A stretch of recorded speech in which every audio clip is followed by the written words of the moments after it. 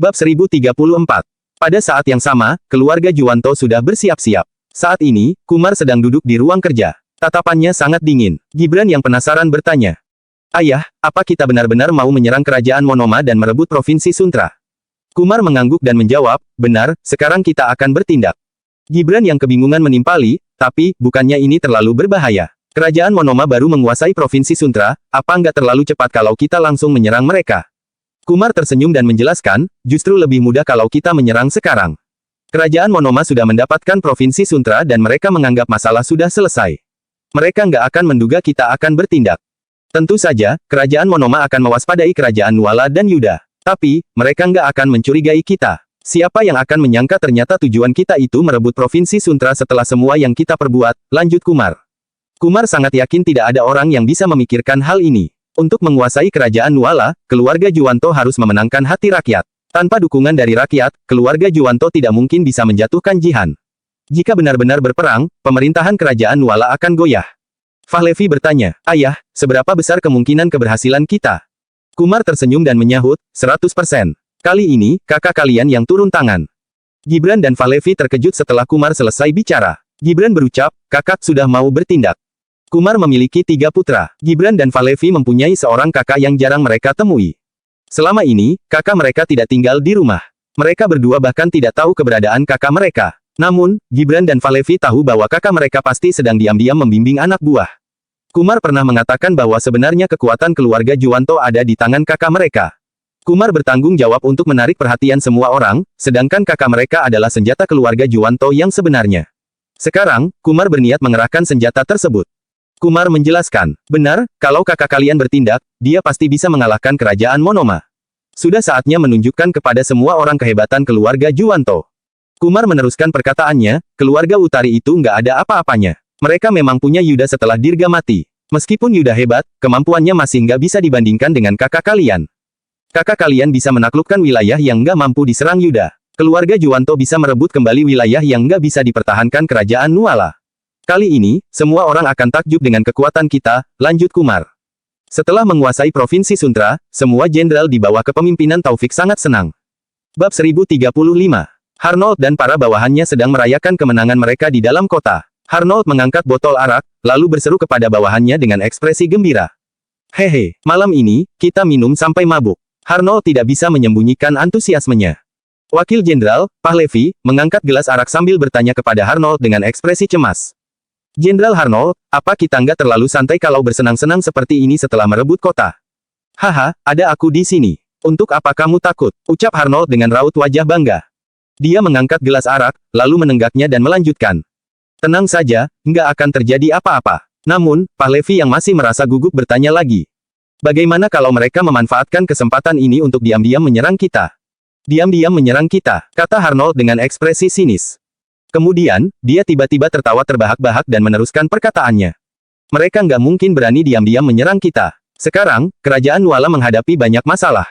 Seharusnya, mereka memikirkan bagaimana caranya menyelesaikan semua masalah ini, bukannya melawan kita. Melihat ekspresi Fahlevi yang masih tampak cemas, Harnold tiba-tiba melambaikan tangan, lalu tersenyum dan bertanya. Apa kamu masih khawatir? Sekarang, orang yang paling hebat di kerajaan Nuala itu Yuda. Tapi, bagiku, kemampuan Yuda nggak ada apa-apanya.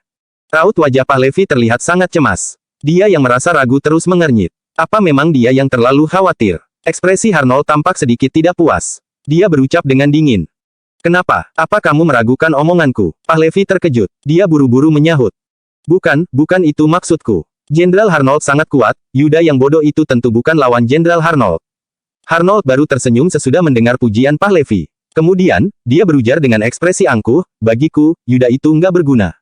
Jadi, untuk apa aku memedulikannya? Kalau hari ini Yuda berani datang, aku pasti akan memenggal kepalanya dan menyerahkan kepada raja. Melihat ekspresi Harnold yang percaya diri, Fahlevi baru merasa sedikit tenang.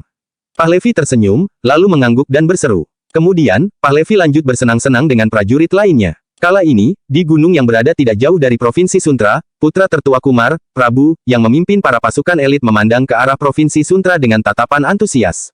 Prabu menyipitkan mata dan tersenyum ketika melihat para prajurit kerajaan Monoma sedang bersenang-senang. Wakil Jenderal, Zafran, bertanya dengan ekspresi serius. Tuan Prabu, kapan kita akan bertindak? Prabu menjawab. Nggak usah buru-buru. Tunggu saja mereka bersenang-senang sampai lupa diri, itu baru waktunya kita bertindak. Zafran mengangguk setelah mendengar perkataan Prabu. Dia tersenyum dan menimpali. Tuan Prabu, sepertinya mereka benar-benar mengira kelak mereka bisa hidup tenang. Mereka langsung merayakan kemenangan setelah menguasai kota. Mereka sombong sekali.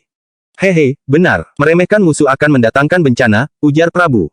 Dia melanjutkan ucapannya dengan dingin. Mereka pasti nggak menyangka kita akan menyerang secara diam-diam. Tapi, ini salah mereka yang terlalu sombong. Bisa-bisanya mereka merayakan kemenangan secara terang-terangan pada saat-saat begini. Kalau kita nggak menghabisi mereka, bukannya keluarga Juwanto akan malu. Kemudian, Prabu melambaikan tangan, lalu berteriak kepada para prajurit di belakangnya. Ayo, maju. Bab 1036. Prabu menempatkan para prajurit untuk melakukan penyergapan di luar perbatasan Provinsi Suntra. Mereka hanya tinggal menunggu tengah malam untuk bertindak. Waktu berjaga setelah tengah malam biasanya tidak terlalu ketat. Memilih waktu itu untuk bertindak memiliki peluang keberhasilan yang lebih tinggi. Apalagi, pasukan yang dipimpin oleh Prabu hanya 30.000 pasukan, tetapi kekuatannya tidak perlu diragukan. Ini adalah pasukan elit dari keluarga Juwanto. Jika benar-benar terjadi pertempuran, kekuatan 30.000 pasukan ini bisa menandingi 80.000 orang. Pasalnya, semua pasukan ini telah berlatih bela diri sejak kecil dan merupakan para ahli. Dengan kekuatan tempur sedemikian rupa, jangankan ada 20.000 orang yang berjaga di Provinsi Suntra, bahkan jika ada 80.000 pasukan juga mereka tidak akan gentar. Waktu terus bergulir, tengah malam pun telah tiba. Semua orang telah melakukan persiapan sedari tadi. Seiring dengan perintah Prabu, muncul 30 orang dari barisan pasukan tersebut. Ke-30 orang ini mengenakan pakaian berwarna hitam, mereka berjalan menyusuri kegelapan malam menuju ke gerbang kota. Setelah itu, mereka diam-diam mengeluarkan belati dan memanjat ke tembok kota. Serangkaian proses ini berjalan dengan sangat tenang, bahkan hampir tanpa suara sama sekali. Ditambah lagi, para penjaga gerbang kini telah tampak mengantuk. Meski dalam keadaan bersemangat sekalipun, mereka mungkin tidak akan bisa menyadari ada yang menyusup. Tanpa bersusah payah, ke-30 orang ini telah berhasil melalui tembok kota. Mereka tetap bersembunyi dalam kegelapan dengan membawa belati mereka untuk membunuh para penjaga yang mereka lewati. Para penjaga itu bahkan langsung tewas tanpa sempat bersuara sama sekali. Hanya dalam waktu beberapa menit, para penjaga di tembok kota telah tewas semua. Beberapa yang masih kuat bertahan, merangkak ke arah pintu kota untuk membuka gerbang dengan perlahan. Pada saat ini, tiba-tiba ada yang menyadari sesuatu dan berteriak. Ada penyusup, ada penyusup. Teriakan itu terus bergema memecahkan keheningan malam. Hanya saja, semua ini sudah terlambat. Dari kejauhan, tampak banyak sekali api obor yang menyala. Serang, teriak para pasukan tersebut dengan lantang. Pasukan Prabu langsung menerjang ke pintu kota. Pembantaian yang dilakukan secara sepihak ini membunuh 20.000 pasukan Taufik secara langsung. Hanya dalam sesaat, Provinsi Suntra telah jatuh ke tangan Prabu. Keesokan paginya, kabar ini beredar ke seluruh negara Nuala. Bukan hanya itu, Prabu juga membebaskan pemimpin Komandan Harnold. Beritahu Raja Monoma, tahtanya itu diberikan oleh keluarga Juwanto. Suruh dia pertimbangkan baik-baik untuk bekerja sama dengan kami. Kalau mau bertentangan dengan keluarga Juwanto, satu-satunya jalan baginya adalah kematian. Tapi, Provinsi Suntra ini nggak akan dikembalikan padanya lagi. Dengan tawa yang membahana, Prabu pun membebaskan Harnold. Harnold benar-benar putus asa saat itu, dia bahkan berpikiran untuk bunuh diri. Namun tak disangka, dia malah telah diikat di atas kuda saat terbangun kembali. 20.000 pasukannya telah habis dibantai. Ini, apa yang sebenarnya terjadi? Jika bukan karena merasa kesakitan, Harnold masih mengira semua ini hanya mimpi. Bagaimana sekarang ini? Provinsi Suntra telah direbut, Raja Monoma pasti akan membunuhku. Tangis Harnold sambil terkulai lemas di atas punggung kuda. Dia kembali ke Monoma dengan perasaan putus asa. Di sisi lain, kabar bahwa Prabu telah menduduki Provinsi Suntra pun tersebar ke seluruh pelosok negeri. Orang pertama yang menerima kabar ini tentunya adalah Kumar. Hahaha, putraku memang gagah berani. Hanya dengan waktu 1 malam, dia sudah bisa merebut Provinsi Suntra. Bagus, bagus sekali. Kumar tertawa terbahak-bahak.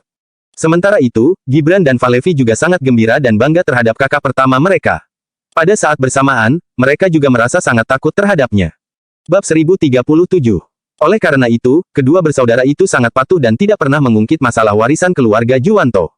Sebab, mereka tahu bahwa warisan keluarga Juwanto tidak akan pernah menjadi bagian mereka. Semuanya adalah milik kakaknya ini. Paman, setelah Provinsi Suntra jatuh di tangan kita, Ratu pasti akan sangat malu kali ini, ujar Yahya sambil tersenyum.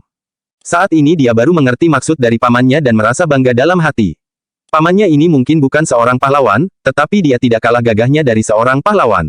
Bahkan cara yang tidak menguntungkan seperti ini saja bisa terpikirkan olehnya. Namun pada saat bersamaan, Yahya juga mulai berwaspada terhadapnya. Haha, Yahya, sepertinya Jihan kali ini nggak akan bisa membalikkan situasi lagi. Seru Kumar dengan kegirangan. Tentu saja, berita ini juga sudah tersebar hingga ke istana. Mendengar laporan ini, ekspresi Jihan sangat muram. Dia baru mengerti rencana sebenarnya dari keluarga Juwanto. Dia menggunakan segala cara untuk membuat rakyat mengkritik diriku agar kepercayaan rakyat menurun. Rencana ini benar-benar kejam. Jihan sangat marah, tetapi dia tak berdaya melakukan apapun. Keluarga Juwanto telah mempersiapkan diri bertahun-tahun, sama seperti keluarga Barus. Justru aneh jika mereka tidak merencanakan trik apapun. Hanya saja, Jihan tidak menyangka ternyata keluarga Juwanto sekejam ini. Pada saat ini, Jihan duduk di singgasananya sambil menatap ekspresi para pejabat. Dia berkata dengan emosi yang membeludak. Keluarga Juwanto benar-benar hebat. Mereka bisa mendapatkan kembali Provinsi Suntra dalam waktu sehari setelah direbut dari kita. Bukankah begitu, para pejabat sekalian? Ucapan Jihan ini sangat sinis, para pejabat di bawah singgasananya tidak ada yang berani bersuara. Bahkan kedua penasihatnya juga terdiam. Hati mereka sangat tak berdaya menghadapi rencana selicik ini. Namun, cara ini benar-benar ampuh untuk merusak reputasi Ratu. Baru menjabat tidak lama saja Ratu sudah kehilangan 2 provinsi. Kini keluarga Juwanto merebut kembali provinsi itu sama saja dengan memberi tamparan kepada Ratu. Bahkan Ratu sendiri juga tidak sanggup mengelak. Jihan terpaksa membubarkan rapat pagi itu. Setelah kembali ke kamarnya, dia meluapkan emosinya yang membara. Hebat sekali keluarga Juwanto ini. Benar-benar licik. Cara seperti ini saja bisa terpikirkan olehnya, aku benar-benar terlalu meremehkan mereka. Meski sangat murka, Jihan tetap tidak berdaya. Cara yang digunakan musuh membuatnya tidak sanggup menghindarinya. Panggil kedua penasihat untuk datang ke ruang kerja, perintah Jihan. Kini dia hanya bisa berdiskusi dengan kedua penasihat untuk memikirkan bagaimana cara menangani masalah ini.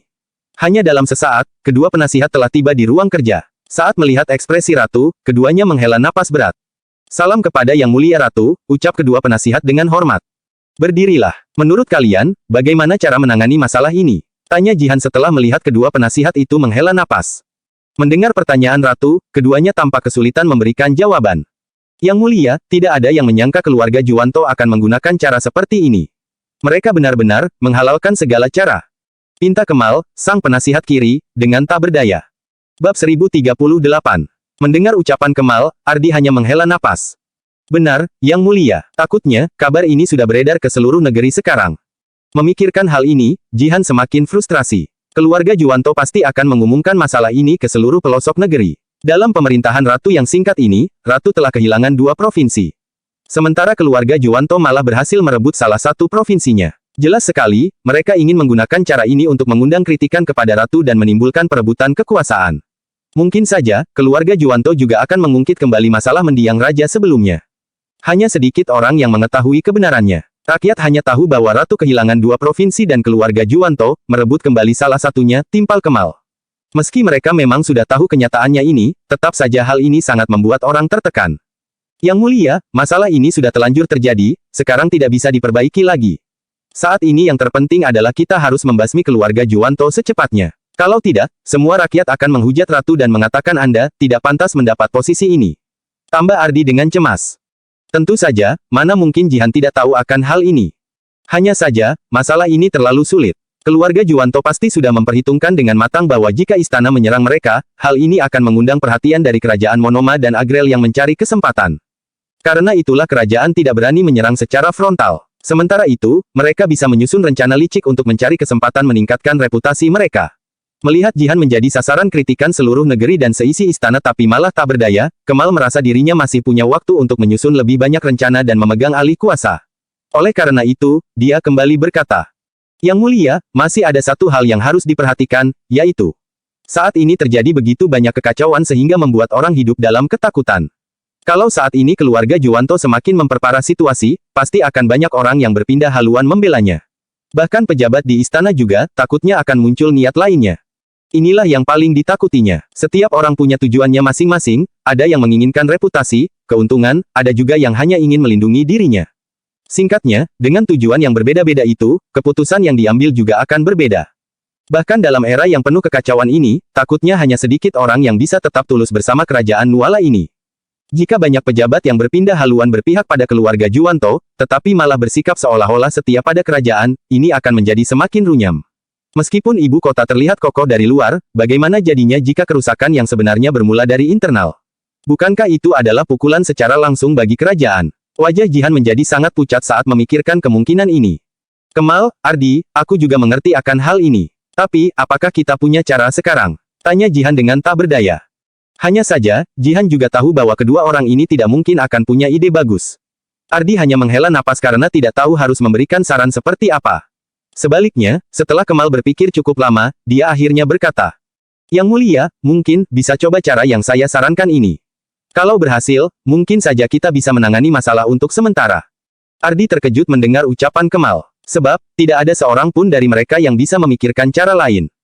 "Kemal, katakanlah," ucap Jihan dengan bersemangat. Kemal menarik napas, lalu berkata, "Minta bantuan keluarga Barus." Hanya dengan 4 kata ini, membuat kedua orang itu tiba-tiba tersadar. Keluarga Barus, sama-sama merupakan 4 keluarga besar seperti keluarga Juwanto. Jika mereka rela membantu, kerajaan pasti akan terlepas dari keluarga Juwanto. Bab 1039.